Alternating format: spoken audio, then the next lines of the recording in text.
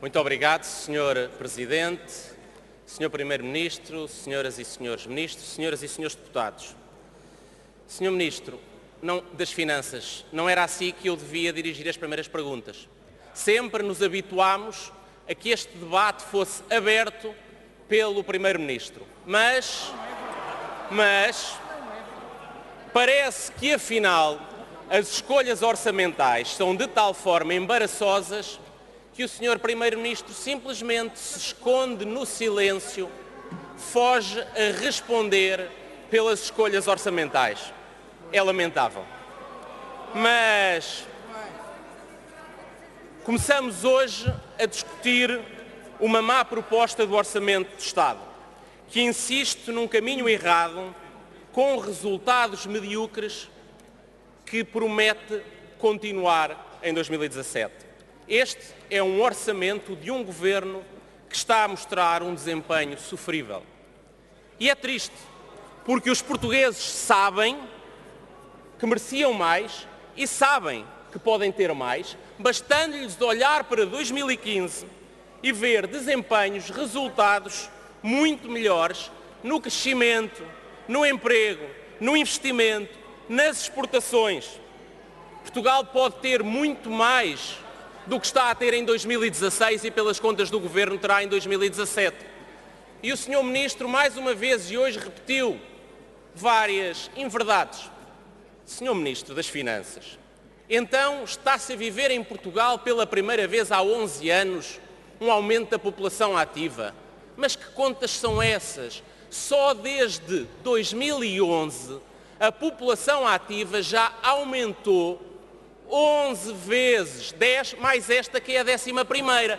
Mas saiba mais, Sr. Ministro, é que o aumento da população ativa de que fala agora, no último trimestre, de 8 mil pessoas, é completamente absorvido, menor, com uma queda muito superior de mais de 40 mil pessoas que saíram da população ativa no primeiro trimestre de 2016. Estamos bem, para a verdade, para começar o debate orçamental, não é, Sr. Ministro? Mas nós também já esperamos, devo dizer, que nos próximos dias venham para aqui tentar distrair a discussão com uma de duas coisas. Ora, vão tentar distrair do debate, da situação e do desempenho sofrível deste Governo, invocando incomparáveis primeiros tempos da emergência causada pelas decisões e escolhas da última vez que os senhores passaram no Governo. Essa vai ser um dos lados do disco que vão usar, e o outro vai ser clamar sucesso porque simplesmente conseguiram que o país não caísse num mal maior. Senhor Primeiro-Ministro, Senhor Ministro das Finanças, a sua tarefa não é evitar um mal maior, é trazer aos portugueses um bem maior, muito maior do que os senhores estão a trazer. E devo-lhe dizer, Sr. Ministro das Finanças, que nós devemos discutir o vosso caminho, o vosso orçamento e o vosso sucesso pela métrica, pela medida dos vossos resultados, mas, sobretudo, vamos fazê-lo com as vossas metas.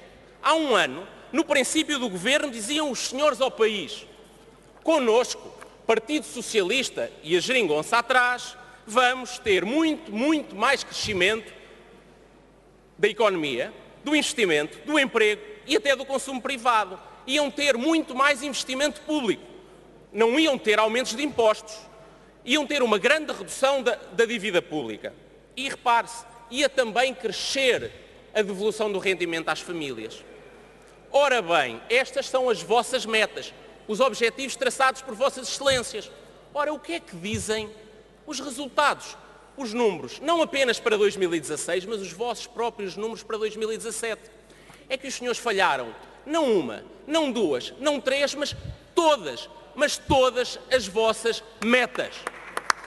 Ora, em 2016, mas também em 2017, nenhum destes indicadores é melhor. Todos são piores que em 2015 e vários deles até piores que em 2014.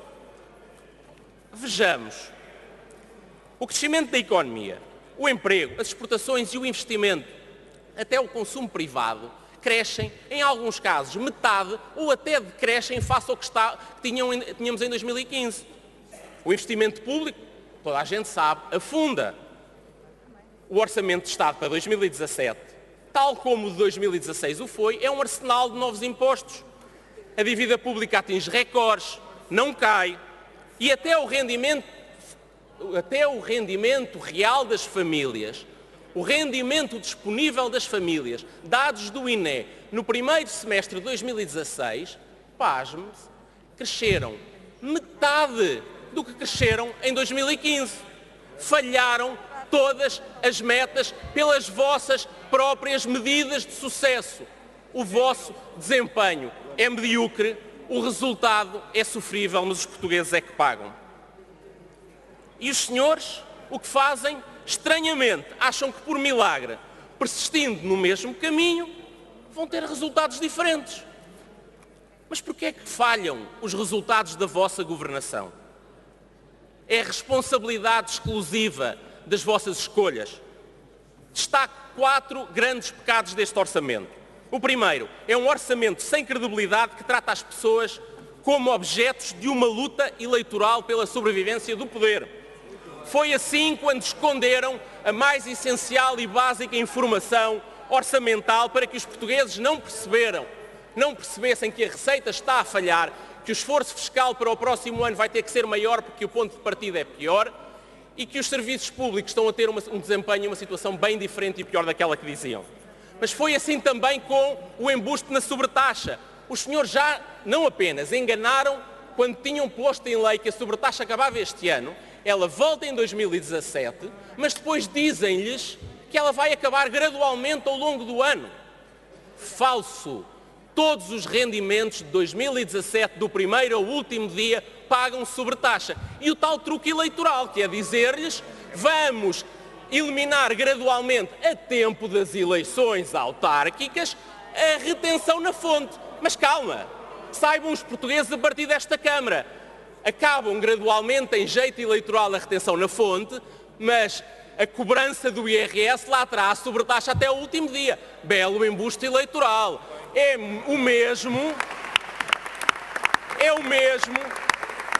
que aquela mágica decisão de aumentar pensões extraordinariamente a um mês de eleições. Mas qual é que é essa misteriosa e milagrosa razão que impede que o mesmo aumento, mas em valor menor, claro, se distribuído pelo ano, seja distribuído desde o primeiro dia? Há uma razão.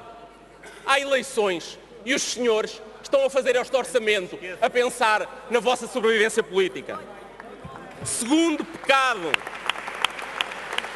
é um orçamento que não puxa pela economia, antes a estagna. É um orçamento que trata mal os empresários e quem quer investir. Exemplos, não é só o facto de continuarem a não cumprir o acordo para o IRC, de nada fazerem para estimular o investimento. É agravarem a instabilidade fiscal, é agravarem os custos de contexto sobre as empresas, quando lhes aumentam os impostos, por exemplo, sobre os edifícios, os escritórios, o gasóleo ou até as custas judiciais. Mas mais sintomático do que tudo é dizer aos empresários: envolve-te numa atividade económica que resulte bem e lá estará o governo socialista para castigar o sucesso com mais impostos. É isso que fazem com o imposto ao alojamento local, é isso que fazem no imposto ao património. Os senhores não gostam de investimento, os senhores não gostam de sucesso dos investidores.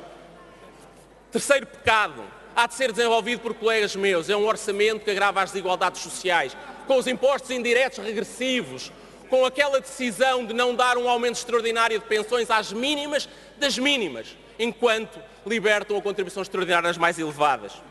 Mas também é uma proposta que insiste numa política orçamental. Como é evidente e como é costume nestes debates, quando o tempo que está a ser utilizado a mais é descontado no próprio grupo parlamentar, não há problema porque desconta. Mas, de qualquer forma, queria só sublinhar que havia 5 minutos para esta intervenção e que já está em 9 minutos e 22. Mas pode continuar, se faz favor. Sim, senhor Presidente, para terminar, o último quarto pecado insiste numa política orçamental errada. Viravam a página da austeridade, afinal o que fazem é a austeridade temporária da crise, transformou-se em permanente na normalidade. trazem mais e mais impostos, contamos pelo menos 12, continuam a aumentar a despesa pública depois de uma trajetória de 4 anos em que reduzia. E, sobretudo, aumentam a despesa pública, especialmente a corrente, para satisfazer a curto prazo certos grupos eleitoralmente preferidos. Mas também é uma estratégia orçamental errada quando causam o definhamento dos serviços públicos ou esmagarem o investimento e a aquisição de consumíveis, ou com a dívida pública a atingir recordes que agravam, por exemplo, quando decidem adiar o reembolso antecipado ao FMI, que custa milhões e milhões em juros aos portugueses. Vou terminar, Sr. Ministro. Eu gostava que explicasse aos portugueses estas escolhas. Nós saudamos que o Governo se comprometa com a consolidação orçamental. Discordamos é do caminho. Esse caminho de aumento de despesa no curto prazo, que não permite desagravar impostos globalmente. A carga fiscal não diminui, Sr. Ministro, o TAU já o disse. A dívida que não cai, o investimento público e os serviços públicos são sacrificados. Esta é a vossa escolha, é uma escolha errada e devem responder por elas todos e também o Sr. Primeiro-Ministro aos portugueses. Muito obrigado.